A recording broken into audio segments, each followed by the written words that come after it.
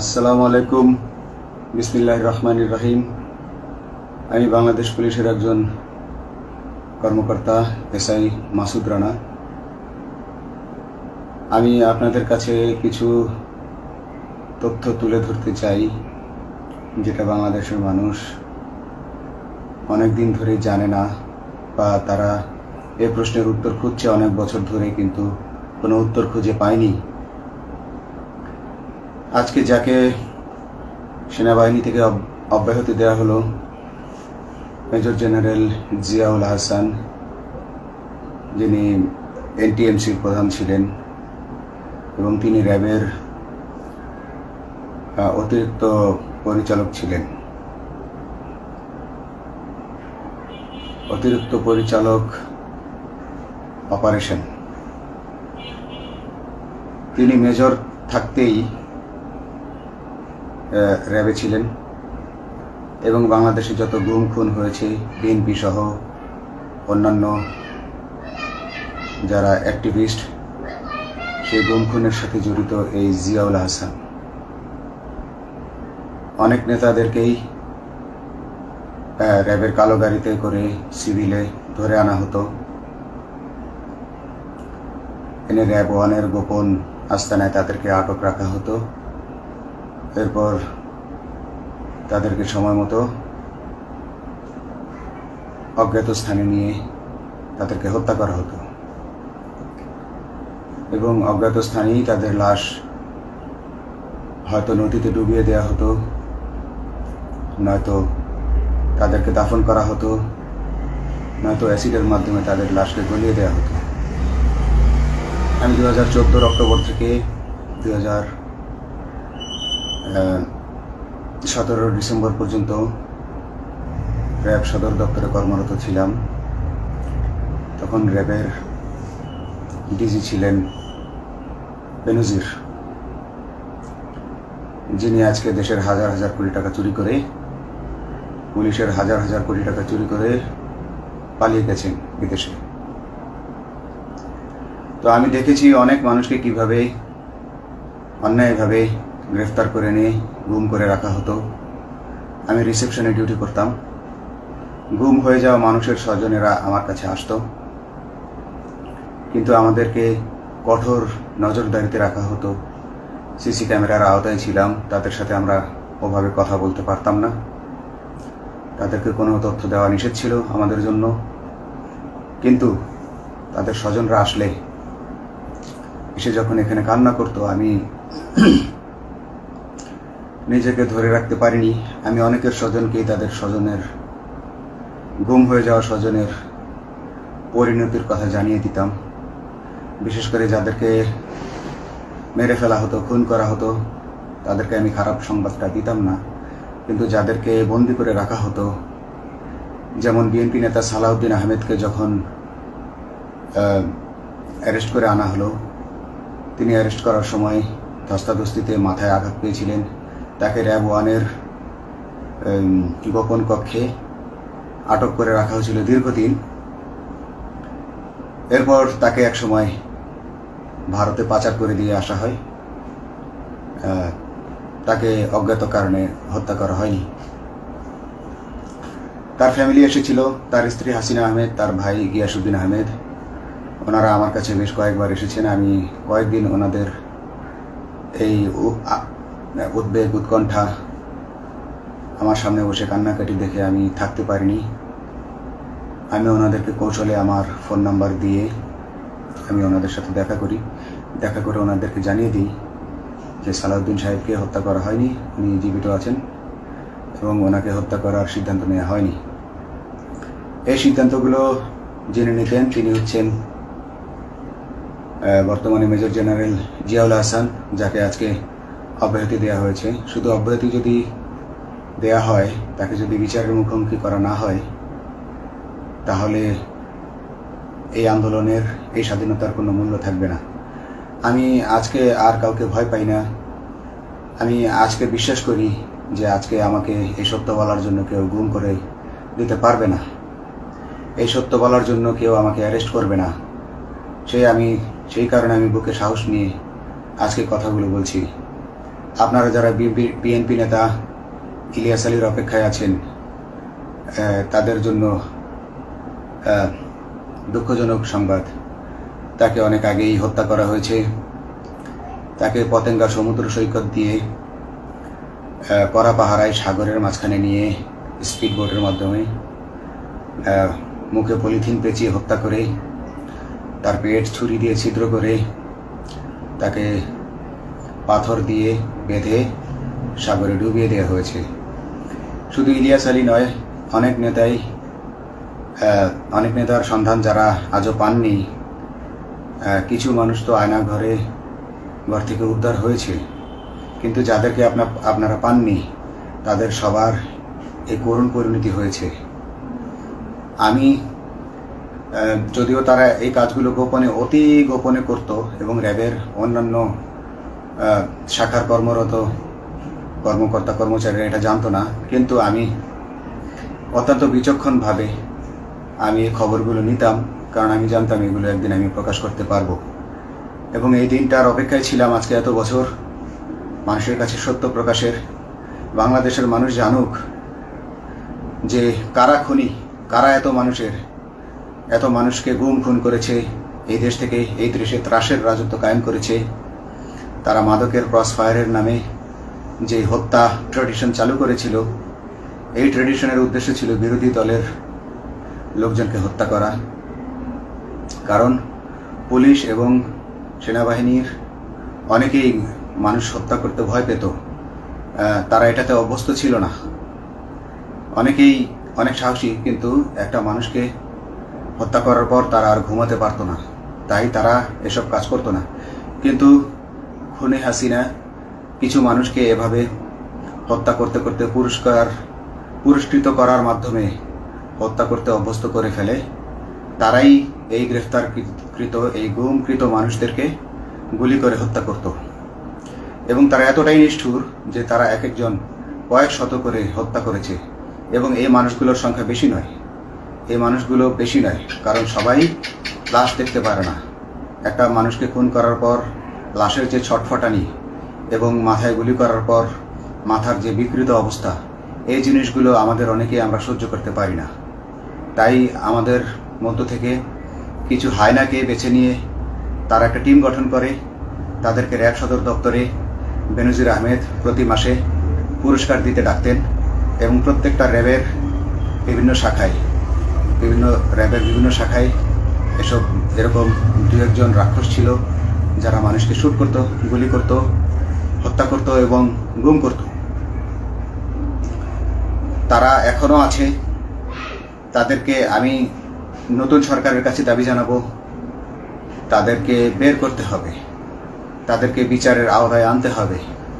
না হলে এত শহীদের বিনিময়ে যে ফ্যাসিবাদ থেকে, যে স্বৈর শাসন, যে খুনি হাসিনার হাত থেকে আমরা মুক্তি পেয়েছি, সে মুক্তির প্রকৃত মূল্য আমরা পাবো না, প্রকৃত স্বাদ আমরা পাবো না।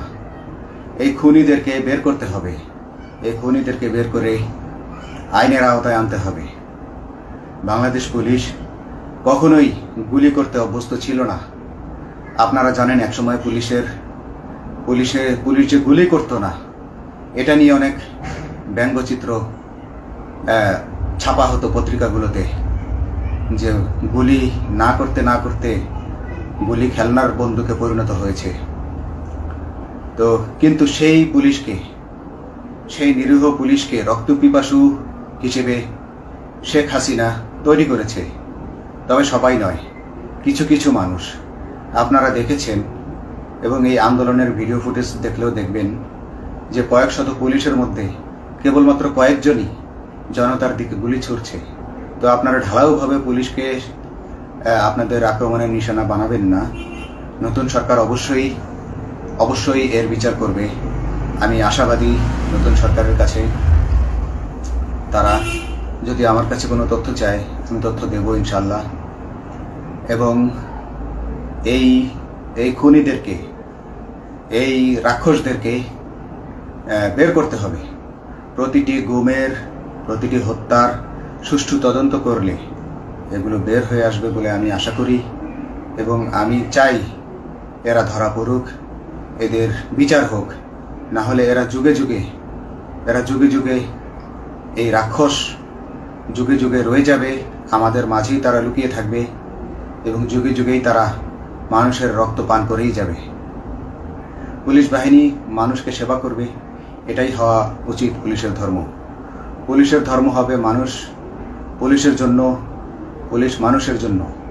উন্নত রাষ্ট্রের পুলিশ মানুষ যেভাবে পুলিশকে ডাকলেই পুলিশ 5 মিনিটের মধ্যে ছুটে যায়, তাকে সাহায্য করে। আমরা বিভিন্ন ভিডিওতে দেখি যে পুলিশ হাঁসের বাচ্চাকে রাস্তা পার করে দিচ্ছে, একজন অন্ধ মানুষকে রাস্তা পার করে দিচ্ছে। বাংলাদেশের পুলিশ এমনটাই করতে চায়, আমরা এমনটাই করতে চাই, কিন্তু সেই পরিস্থিতিতে আমাদেরকে রাখা হয়নি। আমাদেরকে রাখা হয়েছে দৌড়ের উপর, আমাদেরকে রাখা হয়েছে বিভিন্ন অন্যায় কাজের উপর, বিভিন্ন অন্যায় আদেশের উপর। কেউ যারা মেনেছে তারা ভালো ভালো জায়গায় পোস্টিং নিয়ে থেকেছে, যারা মানেনি তাদেরকে খারাপ খারাপ জায়গায় পোস্টিং দেওয়া হয়েছে, কারো চাকরি হারিয়েছে, কাউকে সাসপেন্ড করে রাখা হয়েছে। আমি নিজেও একজন এমন বৈষম্যের শিকার, অন্যায় মিথ্যা মামলার শিকার হয়ে আমি নিজেও বর্তমানে সাসপেনশন অবস্থায় আছি এবং এই সাসপেনশন অবস্থায় থেকে আমি আল্লাহর কাছে শুকরিয়া জানাই, কারণ এই সাসপেনশন থাকার কারণে আমি ছাত্র জনতার আন্দোলনের সাথে সংযুক্ত হতে পেরেছি। আমি সবসময় আল্লাহর কাছে দোয়া করেছি যে আল্লাহ, তুমি আমাকে মুজাহিদ হিসেবে কবুল করো, আমাকে জিহাদ করার তৌফিক দান করো এবং আমাকে শহীদী মৃত্যু দান করো। এবং আল্লাহ আমার দোয়া কবুল করেছেন। আমি ছাত্র জনতার সাথে এই জিহাদে অংশগ্রহণ করেছি, ছাত্র জনতা সফল হয়েছে। আমি গর্বিত আমি এই আন্দোলনে একজন পুলিশ অফিসার হয়েও আমি অংশগ্রহণ করতে পেরেছি। তো যাই হোক, আমি চাইব যে বাংলাদেশ পুলিশের, র্যাবের যে সকল কর্মকর্তা অগণিত মানুষের গুম খুনের সাথে জড়িত ছিল তাদেরকে ধরা হোক, তাদেরকে আইনের আওতায় আনা হোক। আমাদের মতো অনেক অফিসার আছি যারা এসব কুকর্মের সাক্ষী, আমরা সাক্ষ্য দেব। আমরা এখন আর ভয় পাই না। আমরা আসলে যে ভয় পেয়েছি তা নয়, আমাদের বাহিনীতে টিকে থাকাটা জরুরি ছিল। জনগণের স্বার্থেই আমাদের বাহিনীতে থাকা জরুরি ছিল, কারণ আমরা যদি বাহিনী থেকে আউট হয়ে যেতাম তাহলে এসব তথ্য আমরা জানতে পারতাম না এবং জনতার কাছে পৌঁছাতে পারতাম না।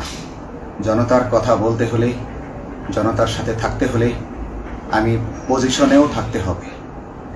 এই জন্য অনেক কিছুই প্রকাশ করিনি, কারণ আপনারা ভালো মতোই জানেন যে অনেক সেনাবাহিনীর মেজরকেও গুম করে দেওয়া হয়েছে যারা মুখ খুলেছে। আমি তো একজন সামান্য সাব ইন্সপেক্টর, আমাকে গুম করে দেওয়া তাদের 1 সেকেন্ডের ব্যাপার ছিল। তো আমি এখন বিশ্বাস করি যে এখন সেই দিন, সেই কালো মেঘ সরে গেছে আকাশ থেকে, আকাশ মুক্ত হয়েছে, এই দেশ জালিমের শাসন থেকে মুক্ত হয়েছে। আল্লাহ তাআলা আমাদের উপর রহমত বর্ষণ করেছে। অগণিত মুসলিমের দোয়া আল্লাহ তাআলা কবুল করেছেন, অগণিত 18 কোটি মানুষের দোয়া আল্লাহ কবুল করেছেন। তাহলে এইভাবে হঠাৎ করে 15 দিনের মধ্যে 15 বছর ধরে গড়ে ওঠা রাক্ষসের পতন ঘটা আল্লাহর রহমত ছাড়া, আল্লাহর রহমত ছাড়া এটা কখনোই সম্ভব হতো না। আমি আল্লাহর উপর ভরসা রেখে বলছি, আপনারা নতুন প্রশাসনকে ঢেলে সাজান, পুলিশ বাহিনীকে ঢেলে সাজান। এই সিস্টেমের মধ্যেই, পুলিশের এই সিস্টেমের মধ্যেই গণ্ডগোল আছে, নিয়োগের মধ্যে গণ্ডগোল আছে। আপনারা এই সিস্টেমগুলো পরিবর্তন করুন, আপনারা এই সিস্টেম পরিবর্তনে সাহায্য করুন এবং পুলিশ ডিপার্টমেন্টে যত ডিপার্টমেন্টাল পরীক্ষা আছে এগুলো তুলে দেন। এই ডিপার্টমেন্টাল পরীক্ষাগুলোর মাধ্যমে আমাদের ঊর্ধ্বতনরা আমাদের গলা সবসময় চিপে ধরে রাখে, ঠিক আছে? সেজন্য আমরা তাদের কাছে সবসময় আটকা থাকি। এই জন্য আমরা অনেক কিছু বলতে পারি না, অন্যায়ের প্রতিবাদ করতে পারি না। তো এই সিস্টেম পরিবর্তন জরুরি। ডিপার্টমেন্টে কোনো পরীক্ষা থাকা যাবে না। কনস্টেবল হতে যারা একটা নির্দিষ্ট সময় পর তার বিভিন্ন কোর্স করানোর মাধ্যমে তার প্রমোশন হতে হবে। সাব ইন্সপেক্টরে ভর্তি হয়ে 5 বছর পর ইন্সপেক্টর হিসেবে পদোন্নতি পাবে, তার 5 বছর পর সহকারী পুলিশ সুপার হিসেবে পদোন্নতি পাবে। এভাবে আইন পরিবর্তন করতে হবে। তাদেরকে দক্ষ করে গড়ে তোলার জন্য বিশেষ কোর্সের আয়োজন করতে হবে এবং সৎভাবে বাঁচার জন্য সঠিক বেতন কাঠামো এবং ভালো কাজের জন্য পুরস্কার এর ব্যবস্থা করতে হবে। বিভিন্ন যে চোরাই মাল মাদক উদ্ধারের জন্য সেক্ষেত্রেও বিশেষ পুরস্কারের ব্যবস্থা থাকতে হবে এবং বাসস্থান এবং যানবাহন, পুলিশের যেই ব্যয়টা হয় সেটা হচ্ছে বাসস্থান এবং যানবাহন। পুলিশ আমরা নিজের বেতনের টাকা দিয়ে মোটরসাইকেল কিনে চাকরি করতে হয়, এই বিষয়টা যেন না করতে হয় এবং সরকারি বাসস্থান যদি আমাদেরকে দেওয়া হয় তবে আমরা বেতনের টাকা দিয়ে আমরা মানুষকে সেবা দিতে পারবো, সৎভাবে চলতে পারবো এবং দেশের মানুষকে সন্তুষ্ট করতে পারবো ইনশাআল্লাহ। তো আমি আপনাদেরকে প্রথমে যেই তথ্যগুলো দিয়েছি গুম খুনের বিষয়ে, আপনারা এই তথ্যগুলো অনুসন্ধান করুন, অনুসন্ধানে টিম গঠন করুন। প্রত্যেকটা গুম খুনের বিচার হতে হবে এই দেশে। যারা আটক ছিলেন অনেকেই হয়তো এখন আয়নাঘর থেকে মুক্তি পেয়েছেন, কিন্তু যারা দুর্ভাগ্যের শিকার হয়ে মৃত্যুবরণ করেছেন তাদের আত্মীয় স্বজনরা, তাদের প্রতি আমার সমবেদনা রইল। তারা জোর দাবি তুলুন, তারা সবাই সরকারের কাছে আপনাদের পরিবার পরিজনের নিখোঁজ হওয়ার বিষয়টি তুলে ধরুন, আপনারা জোর দাবি জানান এবং গুম খুন তদন্তে একটি তদন্ত কমিটি গঠন করা হোক, যেখানে কোনো পুলিশ বা সেনাবাহিনীর সদস্য থাকবে না। এটা হতে পারে বিচার বিভাগীয় তদন্ত বা অন্য কারো মাধ্যমে, কিন্তু এই হায়নাদের এই খুনিদেরকে বের করুন, বের করে এদেরকে শাস্তির আওতায় আনুন, তবেই এই